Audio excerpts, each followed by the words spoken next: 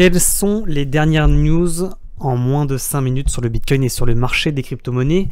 Nous sommes le 27 octobre 2022. N'oubliez pas de vous abonner, de mettre un petit like, d'activer la cloche et de mettre également un petit commentaire pour le référencement, ça fait toujours plaisir. Aujourd'hui, suite aux annonces du jour des taux directeurs de la BCE, du PIB américain et également de la conférence de presse de la BCE, il n'y a pas eu de gros mouvements de cours et par conséquent aujourd'hui on s'en remet une fois de plus à l'analyse technique pour essayer de gratter des petites informations complémentaires sur le Bitcoin. On débute avec ce Bitcoin qui est toujours sur sa trendline descendante que l'on suit depuis septembre 2021 et on tente le breakout du triangle descendant par le haut. Pour le moment, il y a bien eu un rejet sur ce niveau, j'ai envie de dire comme prévu, et on a un Bitcoin, quand on zoome un petit peu, qui nous fait des mèches et qui n'arrive pas finalement pour le moment à breakout ce niveau. Ça fait maintenant 24 heures qu'on tente quand même le breakout de ce niveau, qui je vous le rappelle est situé entre 20 800 et à peu près les 21 000 $.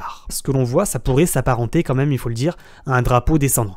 Un drapeau descendant qui, je vous le rappelle, est une figure chartiste de continuation de la hausse à la cassure confirmée du haut de drapeau. Par conséquent, nous avons bien eu un pump, entré dans un drapeau, 6 cassures confirmées des 20 850 $ environ, signal d'achat pour pump et aller chercher le niveau d'après avec ce magnifique drapeau et dans lequel il ne faut pas trop traîner parce qu'à un moment donné on risque de le casser par le haut pour peut-être mieux continuer de latéraliser et finalement ça invaliderait le drapeau et on aurait tout simplement ensuite un range de compression entre deux niveaux, entre à mon avis les 20 400 $ et ici les 20 850 $ environ et finalement on aurait un Bitcoin qui pump, invalide son drapeau et rentre dans un range de consolidation pour mieux soit continuer le mouvement, soit Bart Simpson et revenir au point de départ. Quels seraient les objectifs si on devait casser les 20 800 $ par le haut et donc cette contraction par le haut? Eh bien on irait tout simplement chercher la résistance d'après située à 21 600 $.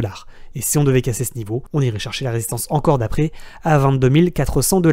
Si on devait maintenant se faire rejeter, quels seraient les niveaux? À mon avis, les 20 300 $ seraient le niveau de support en dessous duquel il ne faut pas repasser. En effet, les 20 300 correspondent à une résistance qui maintenant est devenue support. Donc si on repasse sous ce niveau, vous l'avez compris, ça serait un contre-signal qui indiquerait que l'on n'a pas réussi finalement à casser le triangle par le haut. Et donc vous l'avez compris, il y a un risque pour retomber en bas du triangle et finalement revenir sur le support à risque du bas de triangle situé à 19 000 $.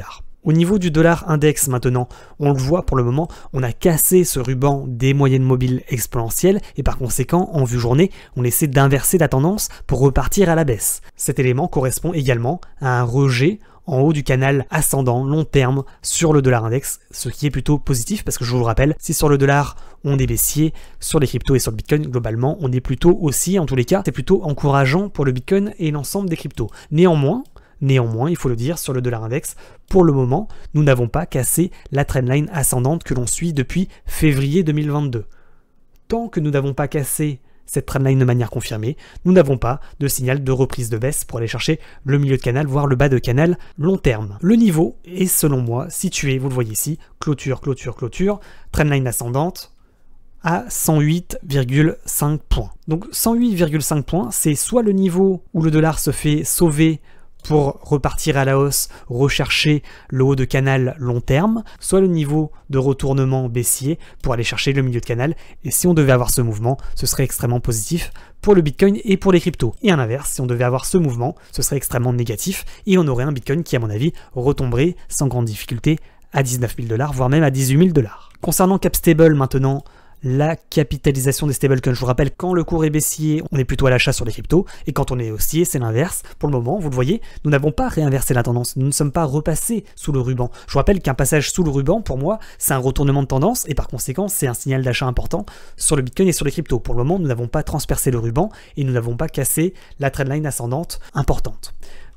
D'autant que la cassure de cette trendline correspondrait également à la cassure d'une ligne de coup, d'un double top, pour effectivement réinverser la tendance. Pour le moment, vous le voyez, on en est assez loin. Néanmoins, entre ce niveau et le cours actuel, il y a quand même un petit peu de marge. Et finalement, si on devait aller chercher quand même la trendline, on aurait du rouge sur Capstable, et par conséquent, on aurait du vert sur le Bitcoin, et c'est pas impossible que si on va chercher ce niveau, des 11% sur Capstable, on ait un Bitcoin qui monte pour aller chercher les 22 500 $ environ. Par conséquent, il faut le dire quand même, pour le moment, c'est plutôt positif. On a un Capstable qui casse sa trendline ascendante, qui tente de transpercer le ruban, pour aller chercher la trendline d'après.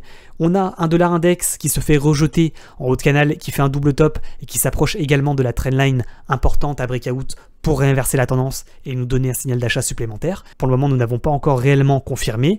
Et c'est pareil sur S&P 500 et sur le Nasdaq. Pour le moment, nous ne sommes pas repassés au-dessus du ruban des moyennes mobiles exponentielles. Nous n'avons pas cassé le biseau d'élargissement descendant par le haut, ni sur le S&P, ni sur le Nasdaq. Et par conséquent, pour le moment, sur ces actifs, nous n'avons pas réinversé la tendance. Nous ne sommes pas repartis sur le S&P, sur le Nasdaq, et par conséquent, pas non plus sur le Bitcoin. Puisque je vous le rappelle, ce sont les actifs financiers traditionnels qui drivent le marché des crypto-monnaies. Donc finalement, on attend la confirmation sur le dollar index de cassure des 108,5 points, le niveau sur lequel il y a un risque de rebond.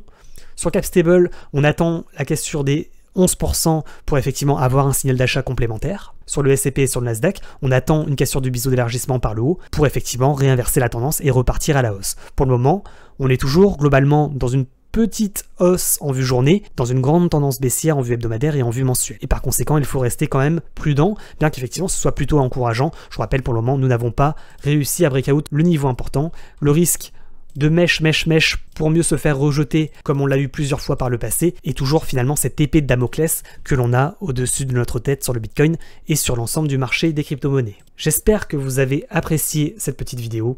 N'oubliez pas, comme d'habitude, de vous abonner, de mettre un petit like, de nous rejoindre bien entendu sur Telegram, vous êtes les bienvenus, également sur Twitch. Je vous rappelle qu'on fait de l'analyse technique et du trading en direct pratiquement tous les soirs. Vous avez tous les liens dans la description, vous avez également une vidéo formation et un lien affilié Bybit, moins 15% pendant 2 mois et jusqu'à 4000 $ de bonus.